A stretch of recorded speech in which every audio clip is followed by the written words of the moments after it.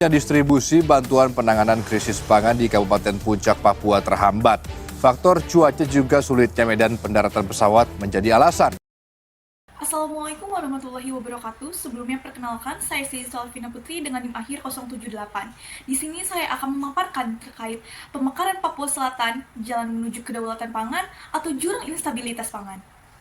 Pemekaran Provinsi Papua Selatan melalui Undang-Undang Nomor 14 Tahun 2022 menandai babak baru dalam peta geopolitik Indonesia.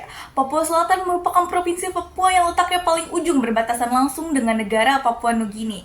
Provinsi Papua Selatan terdiri dari 4 kabupaten, yaitu Merauke sebagai ibu kota, Bougainville, Mapi, dan Asmat. Luas wilayah dari Papua Selatan ini kurang lebih 119,749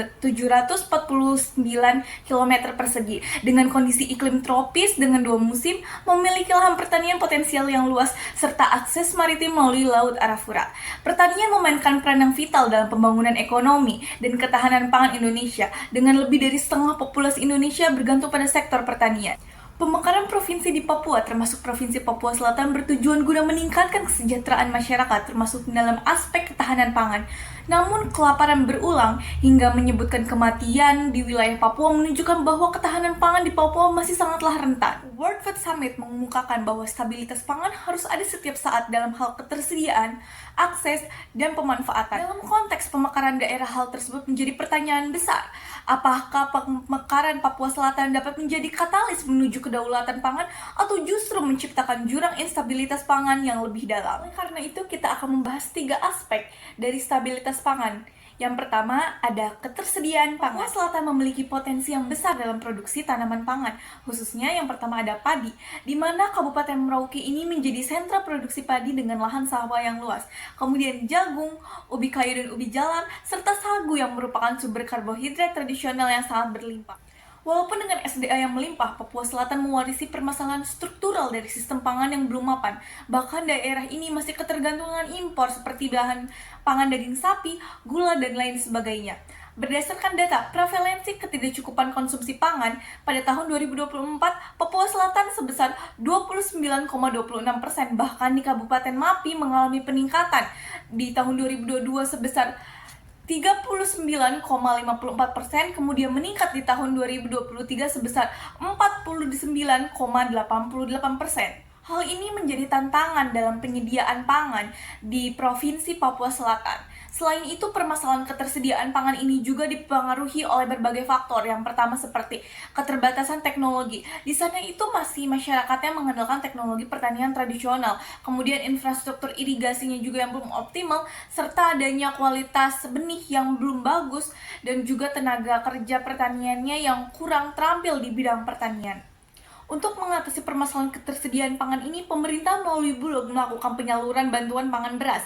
Baru-baru ini Bulog telah mengalokasikan pada bulan Juni dan Juli 2025 dengan total distribusi sebanyak 1.315.480 kg kepada 65.774 warga di Provinsi Papua Selatan dan juga salah satu daerah di Papua Pegunungan. Aspek yang kedua adalah aksesibilitas pangan.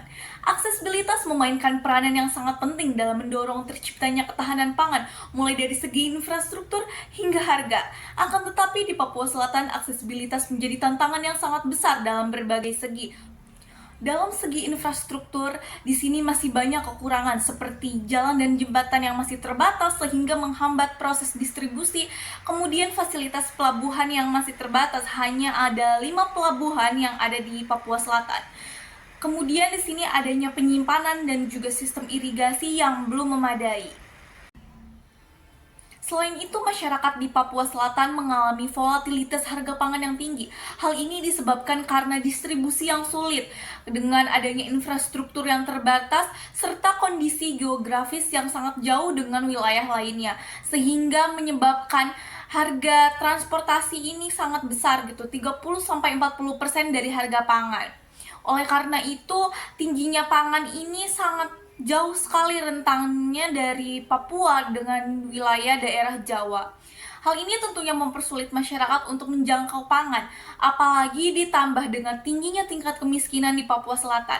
Menurut data, pada tahun 2024 sebesar 103,2 ribu jiwa, itu masyarakat ini mengalami kemiskinan.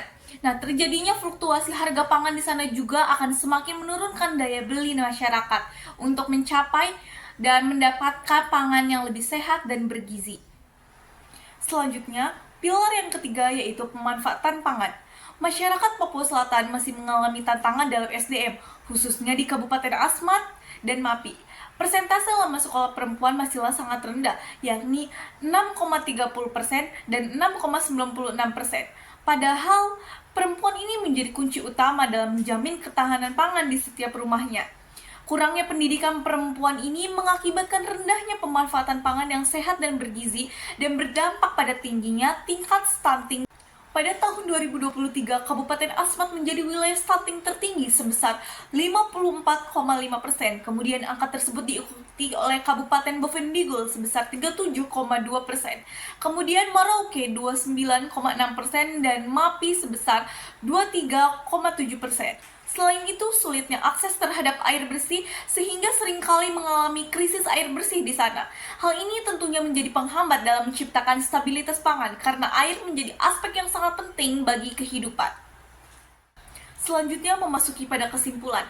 Pemekaran Papua Selatan melalui Undang-Undang Nomor 14 Tahun 2022 menghadirkan paradoks mendasar antara potensi sumber daya alam yang melimpah dengan realitas kerentanan pangan yang masih tinggi. Meskipun memiliki lahan pertanian potensial yang luas dan kekayaan sumber daya alam, provinsi ini masih mengalami tantangan serius dalam mencapai stabilitas pangan. Tanpa penanganan serius terhadap masalah struktural yang ada, pemekaran ini justru berpotensi memperdalam instabilitas pangan di wilayah timur Indonesia.